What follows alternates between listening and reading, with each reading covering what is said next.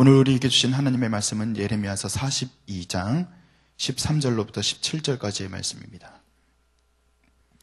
구약성경 1120페이지 예레미야서 42장 13절로부터 17절까지의 말씀, 저와 여러분이 한 목소리로 함께 봉독하겠습니다. 함께 읽습니다. 그러나 만일 너희가 너희 하나님 여호와의 말씀을 복종하지 아니하고 말하기를 우리는 이 땅에 살지 아니하리라 하며, 또 너희가 말하기를 아니라 우리는 전쟁도 보이지 아니하며 나팔 소리도 들리지 아니하며 양식의 궁핍도 당하지 아니하는 애굽 땅으로 들어가 살리라 하면 잘못되리라. 너희 유다의 남은 자여, 이제 여호와의 말씀을 들으라. 만군의 여호와 이스라엘의 하나님께서 이와 같이 말씀하시되, 너희가 만일 애굽에 들어가서 거기서 살기로 고집하면 너희가 두려워하는 칼이 애굽 땅으로 따라가서 너희에게 미칠 것이요, 너희가 두려워하는 기근이 애굽으로 급히 따라가서 너희에게 임하리니 너희가 거기에서 죽을 것이라. 무릇 애굽으로 들어가서 거기에 머물러 살기로 고집하는 모든 사람은 이와 같이 되리니 곧 칼과 기근과 전염병에 죽을 것인즉 내가 그들에게 내리는 재난을 벗어나서 남을 자 없으리라. 아멘. 어제에 이어서 예레미야의 그 응답, 예레미야를 통해서 주신 하나님의 응답 우리가 살펴보고 있습니다. 여러분 혹시 물건을 사보신 기억이 있죠? 그러니까 물건을 살 때도 오랫동안 계획을 하고 이것이 나에게 꼭 필요한지, 이것이 나에게 중요한 것인지, 앞으로도 이것을 사고 후회하지 않을 것인지 잘 이렇게 생각하고 사는 물건이 있고요. 봤는데 너무 예뻐요. 이게 갑자기 마음에 훅 들어올 때가 있습니다. 그렇게 해서 물건을 살 때가 있죠. 두 번째, 이렇게 갑자기 마음에 들어서 물건을 살 때 그것을 네 글자로 충동구매라고 이야기를 합니다. 근데 충동구매를 할 때 보면 여러분들이 어떤 생각이 드세요? 어떤 물건이 있어요. 어떤 특정한 물건을 제가 말하지는 않겠지만 여러분들이 충동구매를 하신 경험이 있다면 그 물건을 갖다가 살 때 그 물건이 진짜 어떻게 보이던가요? 갑자기 그 물건에 있는 장점이 부각이 됩니다. 그렇지 않습니까? 이게 꼭 나에게 필요했던 것처럼 여겨지게 됩니다. 갑자기 빛나는 것처럼 또 보이고요. 없으면 안 될 것처럼 보이기도 하는 것이 그 물건이 가지고 있는 특성이고 충동구매의 특성이라고 이야기할 수 있습니다. 그런데 제가 말씀드렸죠. 처음에 물건을 구매하는 것은 꼭 필요로 해서 사는 거예요. 근데 충동구매는 말 그대로 충동이 있어서 사는, 꼭 필요하지 않은데 구입하는 것입니다. 오늘 성경에 보면 마치 충동구매를 할 때 잘못된 선택을 하는 그 사람의 심리가 들어있는 것처럼 이스라엘 민족들이 지금 애굽을 바라보는 심정이 그렇습니다. 성경에 보면 애굽이 어떤 땅으로 묘사가 되고 있습니까? 제가 다시 한번 정리해서 말씀을 드릴게요. 그 애굽은요, 전쟁도 보이지 않는 땅이랍니다. 여러분, 애굽이 어떤 땅이죠? 전쟁도 보이지 않는 땅이 아니라 전쟁의 중심에 있는 땅입니다. 그리고요, 그래서 나팔 소리도 들리지 아니하고 어떤 땅이라고 묘사가 되고 있습니까? 양식의 궁핍도 당하지 아니하는 땅이다라고 이스라엘 민족들은 이야기를 하고 있습니다. 아주 환상적인 땅이다라고 말하고 있지는 않지만 그 땅에 대한 묘사가 이미 마음 가운데 충동구매를 할 때 그 물건이 아름다워 보이고 예뻐 보이는 것처럼 애굽 땅이 굉장히 그들에게 좋은 땅으로 여겨지고 있다라는 것은 우리가 성경을 통해서 확인할 수 있는 것이죠. 그런데 애굽으로 지금 그들이 돌아가는 것에 대해서 하나님이 말리셔요. 하나님이 말리시는 그 이유에 대해서 여러 가지를 이야기하시는데, 여러분들이 지금 하나님이 왜 애굽 땅으로 돌아가는 것에 대해서 말리고 있을까? 그것을 한번 생각해 보셨습니까? 굳이 바벨론이라고 하는 그 나라가 있고 바벨론에 의해서 이스라엘 민족들이 지금 다 포로로 끌려가고 이제 남은 자들만 거기 있는 거 아니에요? 그들도 삶이 바벨론에 의해서 어떻게 될지 모르겠다라는 그런 어떤 미래가 확정되지 않고 미래가 열려지지 않은 그런 상태에 있다는 것은 누가 봐도 뻔합니다. 그러니까 이미 역사적인 정황으로 보면 바벨론 사람들에 의해서 멸망을 당한 그 이스라엘 민족들이 자기들의 살 길을 찾아가는 것은 상식적으로 맞습니다. 제가 어제도 말씀드릴 때 우리가 어떤 일들을 할 때 이렇게 생각해보고 저렇게 생각해보는 것이 상식적으로 맞을 때가 있어요. 그런데 이것이 상식적으로 맞더라도 그 가운데 깊은 본연의 뜻으로 들어가게 되면 우리의 상식을 앞세우지 않고 하나님의 뜻을 앞세워야 되는 일들이 때로는 분명히 있습니다. 자, 보세요. 애굽 땅이 어떤 땅입니까? 여러분들 출애굽 사건을 잘 생각할 때 그 애굽과의 관련성을 이렇게 생각하면은 출애굽 사건을 얼핏 떠올릴 수 있을 것입니다. 그 전까지도 여러 가지 애굽에 대한 이야기들이 성경에 많이 나오긴 나오지만 애굽하면은 가장 중요한 사건이 출애굽 사건입니다. 그러면 하나님께서 지금 애굽으로 돌아가고자 하는 그들의 마음을 갖다가 진정시키고 너희가 그것을 돌아가지 않았으면 좋겠다라는 그 이야기를 하는 것에는 그 깊은 내면 가운데는 출애굽 사건과 연결이 되어 있는 것입니다. 여러분, 출애굽 사건이 가지고 있는 그 뜻은 무엇입니까?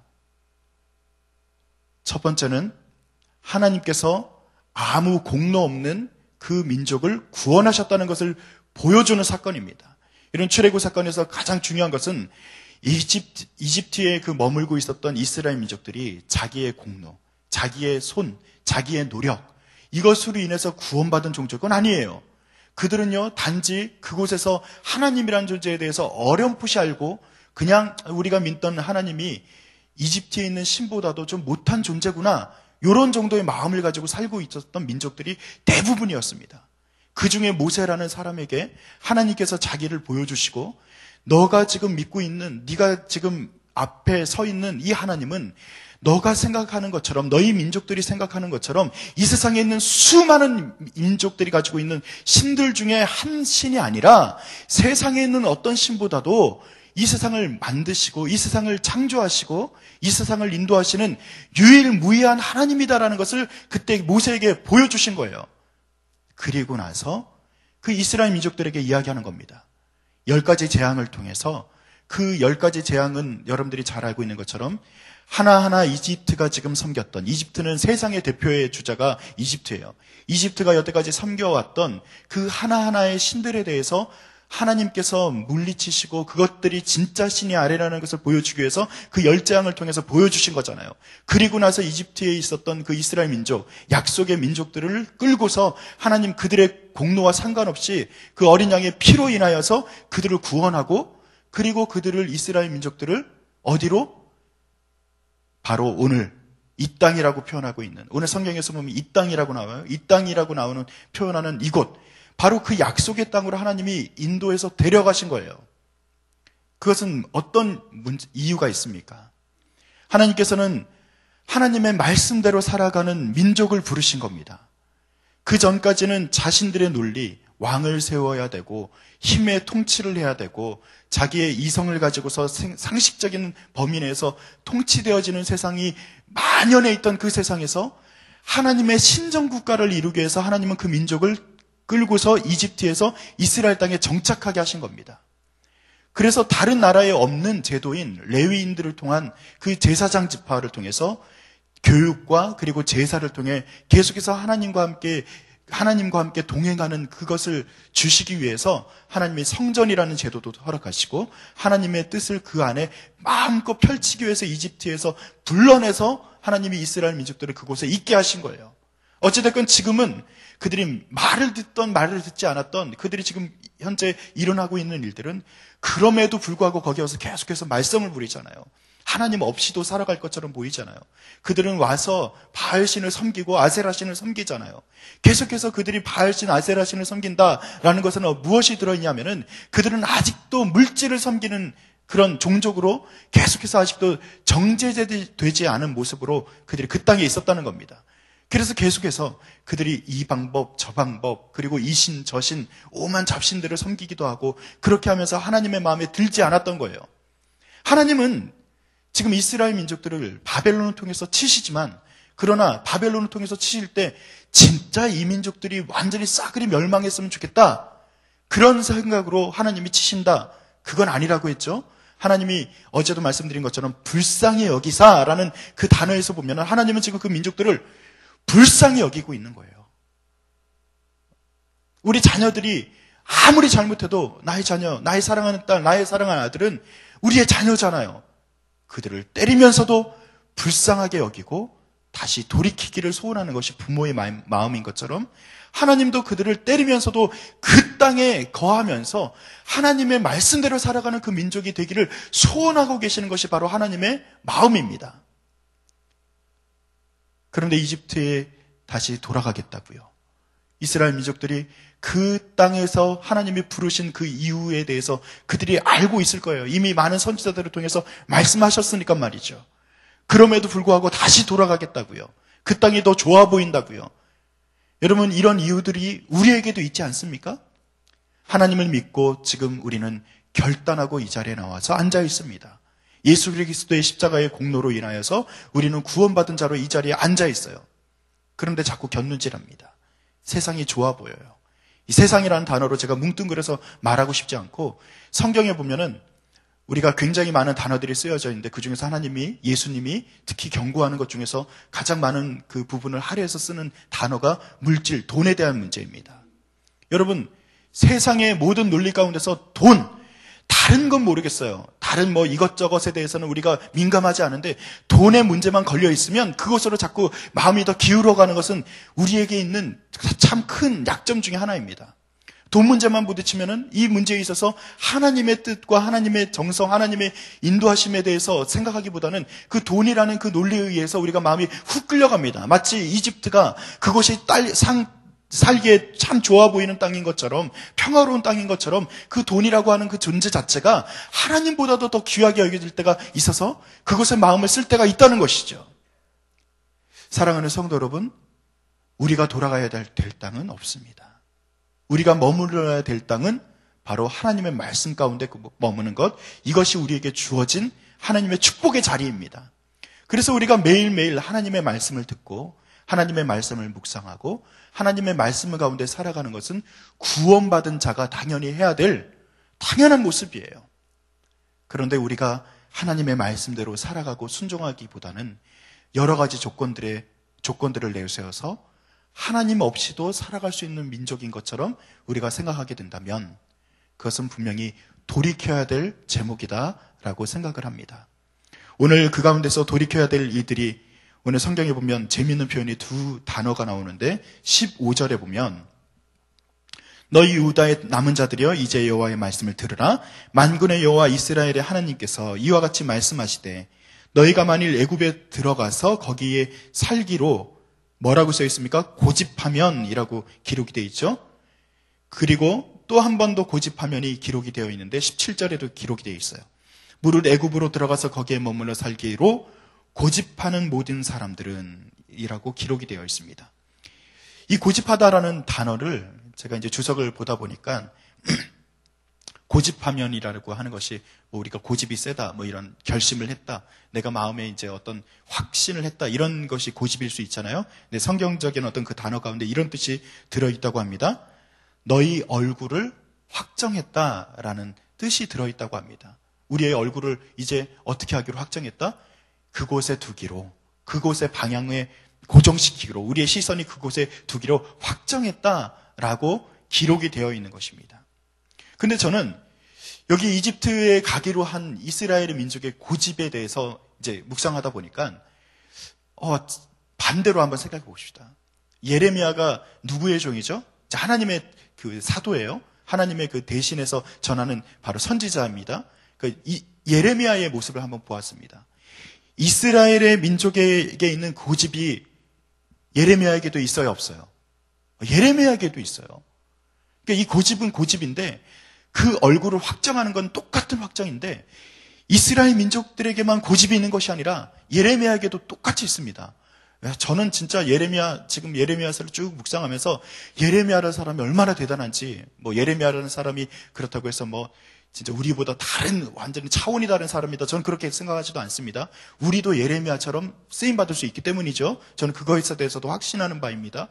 그런데 예레미야가 참 대단한 것은 어떠한 경우가 있더라도 그가 말이 바뀌지 않습니다. 하나님의 말씀에 대해서 대언하는 것이 그가 정확합니다. 총이나 칼이 있어도 뭐 그 당시에 총은 없었겠지만 칼이 있고 죽음의 위협 앞에서도 똑같이 고집스럽게 이야기합니다. 근데 그 고집스럽게 이야기하는 것의 중심 내용 가운데 어떤 내용이 있는 거예요? 계속해서 바벨론에게 우리가 바벨론에게 지배를 당하는 것이 당연한 거고 이집트에 돌아가면 안 된다. 이 내용이 계속해서 주어지는 거잖아요. 자, 예레미야의 고집스러움이 있어요. 자, 이 고집이 더 깊이 묵상해서 들어갔더니 이 예레미야에게 있는 고집이 실제로는 누구의 고집이에요? 하나님의 고집이에요. 그러니까 이 고집이라는 단어가 얼굴을 확정했다라고 되어 있는데 이스라엘 민족들에게 있는 그 얼굴을 확정한 고집이 있는 것처럼 하나님에게도 고집이 있는 거예요. 근데 이 고집은 선한 고집입니다. 이 고집은 살리는 고집입니다. 이 고집은 회복의 고집입니다. 하나님께서 고집 부리실 때 우리는 하나님의 고집 부리심에 우리는 순종하기를 간절히 축원드립니다. 하나님께서는 오늘도 말씀하실 거예요. 요한아, 너는 어떻게 살아야 되고 나의 말씀 가운데 이렇게 거해라. 하나님은 고집스럽게 이것을 변경하지 않습니다. 하나님의 말씀에 다른 1.1핵이라도 바뀌지 않는다 말씀하셨던 것처럼 하나님의 말씀은 오늘도 저에게 고집스럽게 다가올 겁니다. 그런데 누구에게도 고집이 있어요? 저한테도 고집이 있더라고요. 하나님 말씀 따르고 싶지 않은 고집도 있고요. 이 세상에 제가 아까 말씀드렸던 그 만몬이라는 신을 따라가고 싶은, 물질이라는 신을 따라가고 싶은 그 고집이 저에게도 아직도 남아 있습니다. 그때 하나님께서 이렇게 말씀하시는 것이죠. 무릇 애굽으로 들어가서 거기에 머물러 살기로 고집하는 모든 자들은 네가 지금 말하고 있는 그 전쟁, 네가 말하고 피하고자 했던 그 기근, 그것이 너의 삶에 가득할 것이다. 너의 삶에 그것이 오히려 화로 다가올 것이다. 주님이 말씀하시는 것을 오늘 말씀을 통해서 확인할 수 있습니다. 사랑하는 성도 여러분, 하나님의 말씀이 아니고 하나님의 뜻이 아니고 내가 오늘 피하고자 했던 그곳으로 만약에 달려가는 고집이 내게 아직도 남아있다면 그것으로 인해서 화를 당할지 누가 알겠습니까? 오늘 하나님의 말씀 가운데 머물기 위해서 오늘도 말씀을 보았습니다. 그리고 하나님의 뜻을 구하기 위해서 오늘도 기도할 겁니다. 그때 여러분 구하세요. 하나님의 고집스럽게 나에게 요구하시는 것이 무엇인지를 오늘도 간구해 보셔요. 그러면 그 하나님께서 우리에게 고집스럽게 인도하시고 고집스럽게 하나님이 제시하시는 그 길이 바로 살 길이라는 것을 우리가 분명히 깨닫게 될 것입니다. 오늘도 예수 그리스도의 십자가의 길이 우리에게 고집스러운 길인 것을 우리가 믿고 따르시기를 간절히 축원드립니다. 그 십자가의 길로 가는 것은 분명히 좁은 길입니다. 넓고 우리에게 화려한 길이 아니라 이것은 어렵고 힘든 길일 수 있습니다. 그러나 오늘 그 길을 가기를 소원하면서 우리에게 계속해서 그 길로 가라 말씀하시는 주님의 고집스러운 그 부르심 아래 나의 얼굴이 확정되어 있는 그 고집을 꺾고 주님의 길로 다시 얼굴을 돌리게 되는 그 역사가 저와 여러분 가운데 있기를 다시 한번 간절히 축원드립니다. 기도하겠습니다. 아버지 하나님, 주님께서는 우리에게 사랑의 고집으로 또 우리에게 살리는 고집으로 우리에게 계속해서 말씀 가운데 순종하라 말씀하시는 것 우리가 듣습니다. 이스라엘 민족들이 고집을 꺾고 주님의 말씀을 순종했다면 그들이 하나님 아버지 안에서 회복되었을 것입니다. 주님, 우리도 그렇게 기대합니다. 우리의 고집대로 오늘도 이곳저곳에 얼굴을 두고 살아가는 자가 아니라 하나님의 고집 앞에 무릎 꿇고 하나님의 인도하심 아래서 우리가 살아가는 순종의 제사를 드리는 자들이 될 수 있도록 축복을 더하여 주시옵소서. 아버지 하나님께서 온전히 인도하실 것을 믿사오며 감사드리며 예수님의 이름으로 기도드립니다. 아멘. 오늘 드릴 공동기도문은 말씀 3운동 온세계 선교에 대한 기도문입니다. 저와 여러분이 교독하며 기도하겠습니다. 제가 먼저 기도합니다. 성경의 중심 가르침 말씀 3운동 온세계 선교의 비전은 주님이 말씀 3 공동체 성락 성결교회에 주신 명령임을 믿습니다. 이 소명을 사명으로 받아 순명하여 이루도록 우리를 이끌어 주옵소서.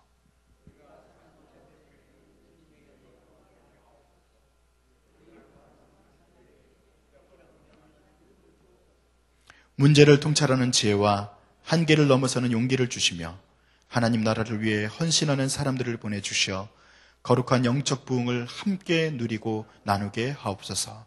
아멘. 함께 주기도문 하시겠습니다.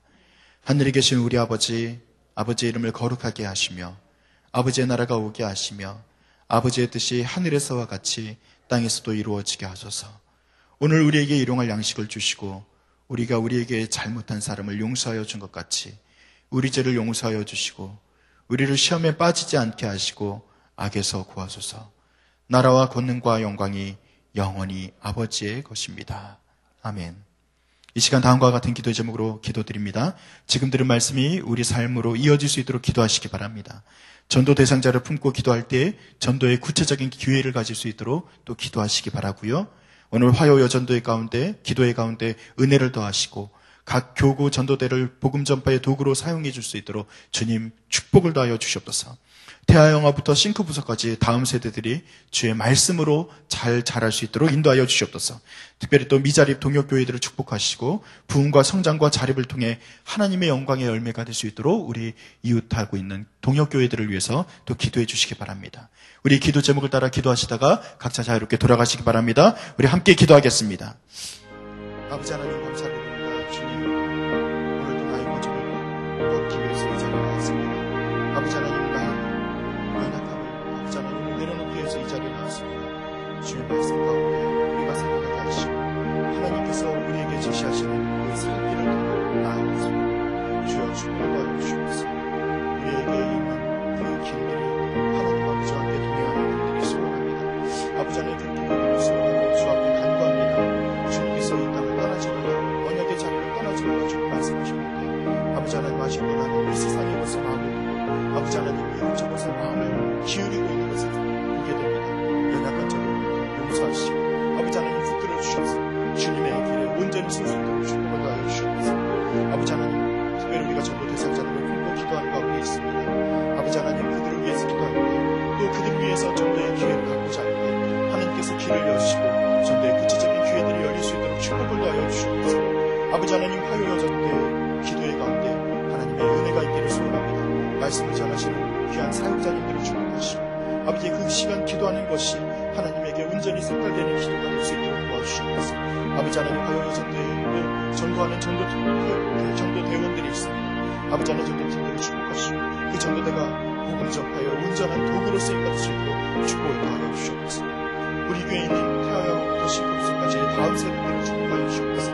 우리의 다음 세대들이 주의 말씀으로 거듭나고 주의 말씀으로 먹고 마시는 자들이 되기를 소원합니다. 이 땅에 아버지 하나님 부귀와 영화를 마시는 자가 되지 않도록 인도하시고 아버지 하나님 이 땅에 거짓된 것을 마시지 않는 자들이 인도하시고 하나님의 말씀만 아버지 그들이 흠모하고 또 아버지 하나님 흠모하고 그 말씀만 아버지 하나님 우리에게 단 것이다, 우리에게 꿀송이처럼 단 하나님의 말씀이다, 그들이 고백하는 귀한 일들이 있게 하여 주시옵소서. 우리의 다음 세대들이 주의 말씀으로 양육될 수 있도록 있게 하여 주시옵소서. 아버지 하나님, 또 특별히 우리가 기도하는 것은 이 자리 동역교회들을 위해서 기도합니다. 아버지 하나님, 물질의 어려움으로 인하여서 아버지 하나님 미자립하였다면 아버지 하나님 그 교회의 부흥을 통해 아버지 하나님 자립케 되는 역사가 나타나게 하시고 그 모든 일들이 하나님에게만 영광이 될 수 있도록 주여 축복하여 주옵소서. 우리의 교회들을 축복하시고 하나님의 교회들을 또 붙잡아 주시고 주의 뜻대로 쓰임받는 자들 아버지 하나님 이 자리에 있게 하실 줄로 또 믿사오니 주님 우리 한 사람 한 사람을 돌보아 주시고 축복을 더하여 주시옵소서. 이제 하나님과 동행하는 역사가 나타나